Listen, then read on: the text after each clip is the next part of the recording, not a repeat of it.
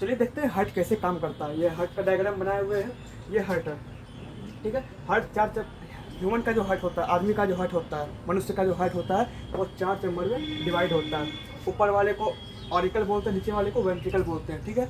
और इस साइड वाले को राइट साइड और इस साइड वाले को लेफ्ट साइड बोलते हैं, ठीक है। हार्ट हमारे चेस्ट के बीच में स्थित होता है, चेस्ट के बीच में यहाँ पे इस जगह स्थित होता है। और ये थोड़ा सा लेफ्ट साइड झुका हुआ होता है, जिससे हमको हाथ जब जिसके कारण हम अगर लेफ्ट साइड हाथ धरते हैं धड़कन, तो हमको धड़कन सुनाई देता है। धड़कन इसलिए सुनाई देता है लेफ्ट साइड में, क्योंकि ये जो हमारा हार्ट दिल होता है वो लेफ्ट साइड झुका हुआ होता है हल्का से, इसलिए। तो हार्ट यहाँ पे 4 चैम्बर में बटा हुआ है। Right auricle, left auricle, right ventricle, left ventricle. Hindi में दायां अलिंद, इसको अलिंद बोलते हैं। हिंदी में क्या बोलते हैं? अलिंद बोलते हैं, अलिंद। ऊपर वाले को अलिंद बोलते हैं, नीचे वाले को नीले बोलते हैं। दायां अलिंद, बायां अलिंद, दायां नीले, बायां नीले, दायां अलिंद है, बायां अलिंद है, दायां नीले और बायां नीले। अब देखिए हार्ट का हमारे शरीर में क्या काम होता है। हार्ट का हमारे शरीर में काम होता है हमारे शरीर में शुद्ध रक्त को पंप करना और अशुद्ध रक्त को ग्रहण करना, ठीक है। मतलब जो हमारे शरीर में ऑक्सीजनेटेड रक्त होता है, ब्लड होता है, उसको हमारे शरीर में हर कोशिका तक पहुंचाना होता है। और जो कार्बन डाइऑक्साइड वाला रक्त ब्लड होता है, उसको मतलब एब्जॉर्व करके फिर लंग्स के पास भेज के फिर से उसको प्योरीफाई करवाना होता है। ये हार्ट का काम होता है, ठीक है। तो ये हमारे पास 4 चैम्बर है। अब 4 चैम्बर का अलग अलग काम है। हार्ट का 4 चैम्बर होता है, चारों का अलग अलग काम है। जैसे ये देखिए, जैसे इस चैम्बर को राइट वेंट्रिकल वाला चैम्बर है, ठीक है। यहाँ से जब हार्ट हमारे पूरा ये मतलब ब्लड प्योरीफाई होकर आता है, ठीक है। तो ये हमारे यहाँ से पूरा ब्लड यहाँ से हमारे शरीर में जाता है, कोशिकाओं में जाता है। ये इस लेफ्ट वेंट्रिकल हमारे पूरा शरीर में जाता है। और ये जो रक्त इस चैम्बर से निकलता है, इस चैम्बर से रक्त यहाँ से निकलता है, इस वाले सेक्शन से निकलता है, इसको हम ओर्टा बोलते हैं, महाधमनी बोलते हैं। क्या बोलते हैं? महाधमनी बोलते हैं। महाधमनी से रक्त हमारे कोशिका तक पहुँचता है, ठीक है। लेफ्ट वेंट्रिकल से रक्त निकलता है महाधमनी के द्वारा और हमारे सभी कोशिकाओं तक पहुँचता है। अब इसमें कौन सा रक्त होता है? ये जो हमारे शरीर के कोशिका तक पहुँचता है, कौन सा रक्त होता है? कार्बन डाइऑक्साइड वाला रक्त होता है या फिर ऑक्सीजनेटेड रक्त होता है। इसमें ऑक्सीजन वाला रक्त होता है, यानी कि प्योर रक्त होता है, प्योर ब्लड होता है, जिसको हमारे शरीर की जरूरत है, ठीक है। अब यहाँ से निकला रक्त ओर्टा से, यानी कि महाधमनी से, ठीक है। ऑक्सीजनेटेड ब्लड होता है, मतलब ऑक्सीजन युक्त ब्लड होता है। अब ये कहाँ गया? हमारे शरीर के सभी कोशिकाओं तक गया, एक कोशिका तक पहुँच गया हमारे शरीर से। ये धमनी के द्वारा निकला, हमारे ऑक्सीजनेटेड रक्त निकला धमनी के द्वारा और हमारे शरीर की हर कोशिका तक पहुँच गया, ठीक है। और किसके द्वारा निकला? ओर्टा के द्वारा। एग्जाम में भी पूछा जाता है कि ऑक्सीजनेटेड रक्त को हमारे शरीर तक कौन सा कोड पहुंचाता है? क्या आंसर आएगा? ओर्टा, यानी कि महाधमनी, ठीक है। ये हमारी कोशिकाओं तक आ गया। कोशिका में मिल गया। अब कोशिका में जो पहले से जो रक्त है वो कार्बन डाइऑक्साइड उसमें आ चुका है, कार्बन डाइऑक्साइड वाला रक्त है, उसको ये रक्त कोशिका तक गया। अब जो कार्बन डाइऑक्साइड वाला रक्त मतलब अनप्योरीफाई रक्त है, ठीक है, उसको फिर उसमें कार्बन डाइऑक्साइड मिल गया है, कार्बन डाइऑक्साइड उसमें मिला हुआ है। उस रक्त को फिर वेन नाम का, मतलब जो हमारे शरीर में नस होता है, क्या होता है? नस जो होता है, उस कार्बन डाइऑक्साइड वाले रक्त को हमारे शरीर से लेकर के आएगा और यहाँ पे राइट ऑरिकल में लाके जो क्या करेगा? रख देगा, ठीक है। ऑक्सीजन देखिए यहाँ पे ऑक्सीजन वाला रक्त तो कौन लेके गया? हमारे कोशिका तक ओर्टा लेके गया, ठीक है। ओर्टा लेके गया और फिर जो अनप्योरीफाइड रक्त था, ब्लड था हमारे शरीर में, उसको हमारे शरीर के फिर से मतलब हमारे हृदय में राइट वेंट्रिकल में कौन लेके आया? वेन लेके आया। वेन कौन सा रक्त लेके आया? कार्बन डाइऑक्साइड वाला रक्त लेके आया। वेन कौन सा रक्त लाता है? कार्बन डाइऑक्साइड वाला रक्त लाता है, ठीक है। अब देखिए ये कार्बन डाइऑक्साइड वाला रक्त तो इसमें आ गया। अब ये जो रक्त है ये हमारे ये तो अभी अशुद्ध रक्त है, ठीक है। ये अब प्योरीफाई होने के लिए कहाँ जाएगा? लंग्स के पास जाएगा, फेफड़े के पास जाएगा, लंग्स के पास जाएगा।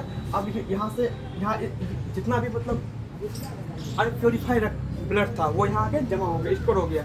अब यहाँ से थोड़ा थोड़ा करके जितना इसको जरूरत पड़ेगा उतना करके निकलेगा धीरे धीरे और यहाँ से लंग्स में जाएगा, ठीक है। इस वाले पल्मोनरी आर्टरी से लंग्स में जाएगा। अब देखिए यहाँ से ये कुछ लिमिट में निकलेगा, ठीक है। इन्हें मतलब जितना यहाँ जमा हुआ सब इकट्ठे निकल गया, एक ही बार में निकल गया, ऐसा नहीं होगा, कुछ लिमिट में निकलेगा। अब देखिए अब इससे इसमें देखिए बीच में जो बाउंड्री है, बीच में बाउंड्री है ना। अब इसमें आने के लिए इसको यहाँ पे एक क्या है? दीवार है, मतलब एक गेट है, कपाट है, इसको कपाट बोलते हैं। गेट नहीं बोलेंगे, इसको कपाट बोलेंगे, ठीक है। क्या बोलेंगे इसको? वॉल्व बोलेंगे, वॉल्व इंग्लिश में वॉल्व। अब इस वॉल्व का नाम क्या है? Tricuspid valve. क्या नाम है इसका? Tricuspid valve. क्या नाम है इसका? Tricuspid valve. इससे अब इसी से रक्त जो है, ये अनप्योरीफाइड ब्लड जो है हमारे इस वाले चैम्बर में, राइट वेंट्रिकल में आएगा। ठीक है, किससे आएगा? ट्राइकस्पिड वॉल्व से। अब देखिए इसमें सिर्फ आ सकता है, वॉल्व का क्या खासियत होता है? वॉल्व में एक ही, या तो जिधर से आप एंट्री करिएगा उधर से फिर आप एग्जिट नहीं कर सकते। जैसे मंदिर होता है, मंदिर में कपाट लगा होता है। क्या लगा होता है? कपाट। उसमें उसको आप दरवाज़ा नहीं बोल सकते जो मंदिर में होता है। उसमें क्या होता है, एक साइड से आप एंट्री लिए, दूसरे साइड दूसरे गेट से आप फिर बाहर निकले, वो कपाट है। उसी तरह से इसमें है, ये कपाट है। यहाँ पे हम एक साइड से एंट्री लेते हैं, फिर एग्जिट नहीं होगा। ठीक है, एंट्री हो सकता है बट एग्जिट नहीं होगा इससे, मतलब नीचे आ सकता है, ऊपर नहीं जा सकता। ठीक है, देखिए अगर मान लीजिए नीचे आ रहा है, ऊपर भी जा रहा है, फिर डिस्टर्ब हो जाएगा हाइट हमारा। अब देखिए यहाँ पे ये नीचे आ जाए, इसमें कुछ ऐसे इस टाइप से कुछ लगा होता है। ठीक है, जो जिसके कारण ये नीचे तो आ सकता है, लेकिन जब देखिए यहाँ से फिर ऊपर जाएगा तो ये ब्लॉक हो जाएगा। ठीक है, ठीक है, ब्लॉक हो जाएगा। अब धीरे धीरे करके ये इसमें आया, राइट वेंट्रिकल में आया। अब राइट वेंट्रिकल से ये इस पल्मोनरी आर्टरी के द्वारा, फुसफुस धमनी के द्वारा। ठीक है, अब देखिए एक चीज़ यहाँ पे कॉमन चीज़ है, नीचे से नीचे वाला जो भी पार्ट है, जहाँ से ब्लड निकलता है नीचे वाला पार्ट से, इसको धमनी ही बोलते हैं। इसको भी क्या बोलते हैं? महाधमनी बोलते हैं। इसको भी महाधमनी बोलते हैं। ठीक है, इसका नाम क्या हो जाता है? पल्मोनरी आर्टरी, मतलब फुसफुस धमनी। ठीक है, अब इससे यहाँ इससे कौन सा ब्लड निकलेगा? कार्बन डाइऑक्साइड वाला ब्लड निकलेगा। कहाँ तक जाएगा? लंग्स पे जाएगा। अब लंग्स पे क्या होगा? कार्बन डाइऑक्साइड वाला ब्लड से कार्बन डाइऑक्साइड निकल के उसमें ऑक्सीजन मिलेगा, फिर से वो प्योर ब्लड बन जाएगा, प्योर ब्लड बन जाएगा। उसके बाद ये लंग्स से फिर पल्मोनरी वेन के द्वारा, ठीक है, ऊपर वाले देखिए अब फिर से यहाँ पे ऊपर वाले चैम्बर में जैसे भी जहाँ से भी ब्लड आएगा, किसके द्वारा आएगा? नस के द्वारा आएगा। नीचे वाले से निकलेगा तो धमनी के द्वारा। ऊपर वाले चैम्बर में आएगा, देखिए यहाँ से भी आया था वेन के द्वारा, यहाँ से भी आ रहा है वेन के द्वारा, यानी कि सीरा यानी कि नस के द्वारा।